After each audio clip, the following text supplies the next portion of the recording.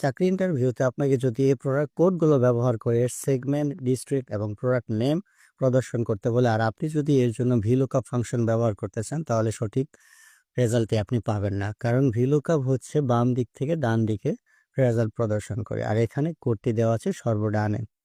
এর জন্য আপনাকে ইন্ডেক্স প্লাস ম্যাচ ফাংশন ব্যবহার করতে হবে। এর জন্য আপনি প্রথমে সেলটি সিলেক্ট করে ফর্মুলা বারে গিয়ে ইকুয়াল প্রেস করে ইন্ডেক্স ফাংশনটি সিলেক্ট করে নেবেন।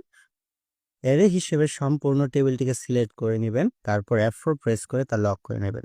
কমা দিয়ে এবার ম্যাচ ফাংশনটি সিলেক্ট করে নেবেন। লুকআপ ভ্যালু হিসেবে আপনি এখানে কোডটি দিয়ে দিবেন। তারপর এই কলাম লক করে নেবেন F4 প্রেস করে, 3বার F4 প্রেস করে। তারপর আবার কমা দিয়ে লুকআপ অ্যারে হিসেবে আপনি এই সম্পূর্ণ কোডগুলো সিলেক্ট করে নেবেন। তারপর আবার F4 প্রেস করে লক করে নেবেন।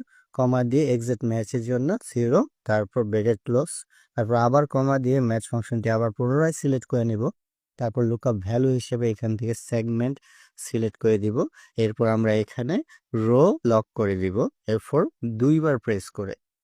তারপর কমা দিয়ে লুকআপ অ্যারে হিসেবে আমরা প্রথম টেবিলটির হেডার সিলেক্ট করে নেব।